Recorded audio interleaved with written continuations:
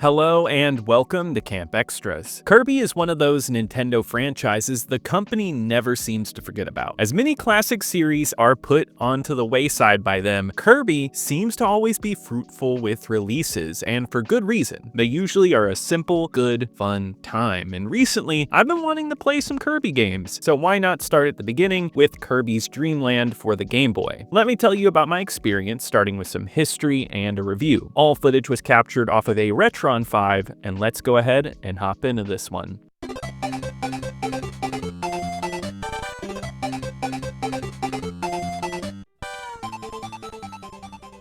The story of Kirby's Dreamland can all be traced back to Masahiro Sakurai, who had recently joined game development studio HAL Laboratory. While working there, the company made for a call for a game that anyone could play, an accessible Game Boy game. So Sakurai came up with a game with a simple, lovable character. A character that producer Satoru Iwata would say was easy to sketch. Anyone could draw them, giving him a broad appeal. Sakurai would do much of the development on a system that didn't even feature a keyboard, but he would always be confident in the beginner design goals, baking that into the game design, giving you the ability to fly in order to skip jumps or enemies, giving you enemies that you can suck in and use, allowing you to use enemies in the world. The music would also have that beginner feel, with composer Jun Ishikawa going for simple chords, as he felt the Game Boy's limited design made complex songs messy. So he wrote songs that would be easy for any child to hum. Kirby wasn't Kirby at this point though. His name was Popopo, and the game was Twinkle Popopo. But by 1991, when the game was supposed to be released, things weren't looking good in terms of pre-sales, and HAL had to try and make this work. So they turned to Nintendo, and Nintendo would take this game on and would ask for slight tweaks along with a harder extra game mode. But most everything else stayed on, except for the name, which the new name actually came from Nintendo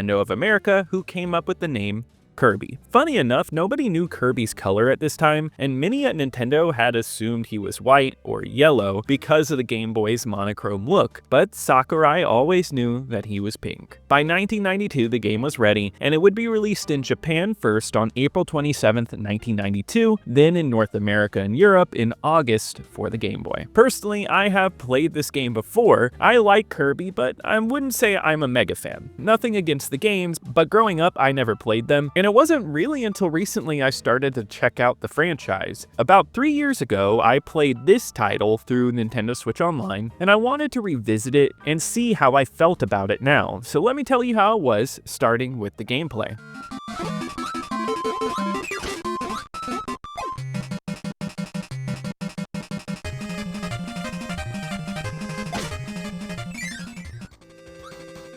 I'm only going to lightly go over some story, as this game itself doesn't really have one in-game, and it doesn't affect my opinion on this game at all. In this game, you play as Kirby in the country of Dreamland, which is on the planet Popstar. Everything is peaceful until King Dedede steals all the food in the country. So Kirby sets out to get the food back by defeating him and his mini minions. It's a cute, simple story, and you can get it from the context clues in the game, but it's mainly in the manual. I think this is just a setup for the cute game that we do end up getting. If there's anything to get from going back to this game, it's that it's simplistic. With only 5 stages, this game takes under an hour to play through, and maybe even 30 minutes if you've already played it. There's an extra hard mode, but it's just the same game with new and harder enemies. This is a basic Game Boy package. I don't think that's necessarily a bad thing, though I do wish there was a bit more. But handheld experiences like this are nice when they can be played in bite-sized portions, and this one seems like an easy game to pop in and just roll through. Going back to this one though, one of the most surprising things is that Kirby's first outing doesn't have him stealing powers. Kirby still floats in the air and sucks up enemies to either swallow them or shoot them out, yet he never steals their powers. This is a basic platformer. You jump, take on enemies using your projectiles, yet given its short runtime, I feel like it uses its tool set quite effectively. Often the flying mechanic is used to swiftly escape tight situations. The same can be said for projectiles, which you have to use at times to move on. The powers are constantly used, and it feels like there is no downtime in the gameplay. The levels may be short, but it's at least constantly engaging, especially with the fun boss fights you get here. All are asking you to use your projectile powers well, but it's never too tough. I do have to say this game is quite easy, almost too easy, yet that seems to be the intention and it still manages to be fun along with that. I think that comes from a place of utilizing every level in a way that keeps you always doing some action in a fun way. Throw in that there's plenty of enemies too, with many different types at each level, each with different moves, and it becomes a hectic Game Boy game. I do think 5 stages is far too short in the end, and mixed in with the game's ease, it doesn't feel like a full package. It's fun though, and I had a good time playing this game with great controls and good game design. But there just needed to be a bit more to the game to make it truly shine as something special.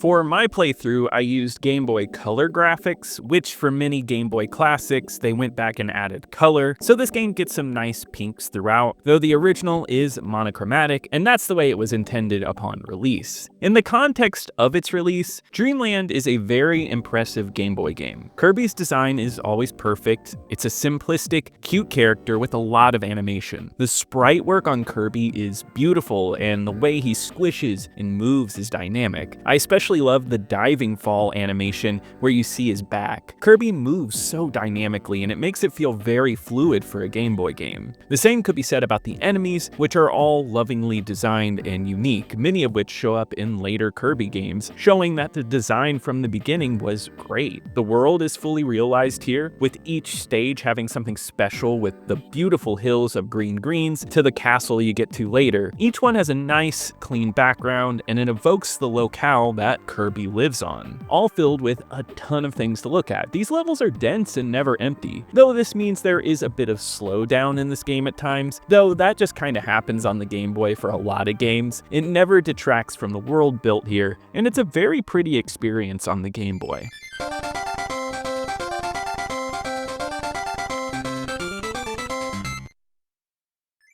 Easily the best thing to take out of Dreamland is the incredible soundtrack. The work pulled off in this game cannot be understated. I always loved Kirby songs ever since I played Smash Brothers, with some really giddy and fun tunes, and it all traces back to the start. There are songs like Green Greens that appear in the franchise and are staples of the series. Just a fun, upbeat, simple song with a really cute quality to it, matching the overall cuteness of the game. You have Bubbly Clouds, which feels like a light lullaby, but Float Islands is easily my favorite song here and one of my favorite game songs of all time. The driving synth on this one is beautiful, and the light break in the middle, it all comes together. It's a soundtrack overall that perfectly captures a mood. Better yet though, the sound design here is impeccable in terms of world building. Sounds of Kirby sucking in feel like a full breath, along with the sounds of him floating. Little noises like spitting out enemies or the beams of the Waddle Dees. There are so many light, crisp noises that make the action feel full. It's from the first game that I realized Kirby doesn't work without its sound, and that's been a key point since the beginning.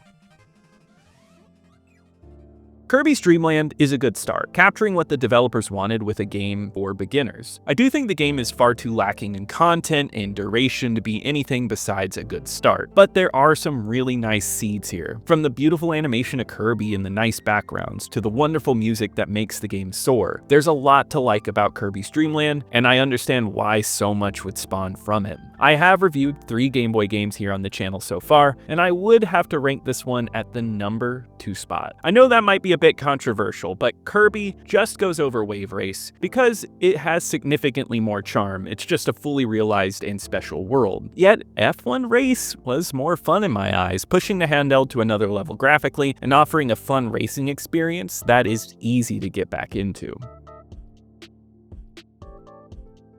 Kirby's Dreamland seemed to get good reviews at the time of launch. GamePro would praise it, giving it a 5 for graphics, 4 for sound, and a 4.5 for control and fun factor. Loving the look of this Game Boy game, calling it insanely cute. And right from where Kirby started, he was already doing well. This game is in the top 10 best-selling Game Boy games of all time, selling over 5 million copies. Kirby was a success, and this would branch into the next game, Kirby's Adventure for the NES. A story for another time, because because I'd love to start digging into this franchise here. Yet in terms of lasting impact, I'd say this game has made quite a dent in history. Kirby is one of the most recognizable gaming characters of all time, and the game design set here is highly influential. In terms of lasting impact of this game specifically, it's still praised quite a bit all around, but it's also looked back on as more of a simplistic start. It's one of those toss-ups where it gets praised for starting so much, but it does genuinely get so much better for the franchise. So I think in retrospect, some people compare it unfavorably. Thoughts like these are reflected on places like user aggregate website Backlogged, where it holds a 3.2 average with 18,000 plays. There's many 3-star reviews here saying that they like it, but it's just not there yet. But of course, there are plenty of people with undying praise for this game. Luckily, it's readily available through Nintendo's various virtual console releases over the years, as well as today with Nintendo Switch Online, so it's easy for anyone to try out and play this game. And if you've ever played it, be sure to let me know in the comments if you loved it, hated it, agreed with me, disagreed with me. Whatever it is, your opinion is important, and I'd love to hear from you. Leave a like, as it really helps me on the algorithm, subscribe to keep up with more videos like this, and be sure to check out Camp Xbox, my main channel, where I cover retro Xbox exclusively. But I'll see you here next time at Camp Xtras.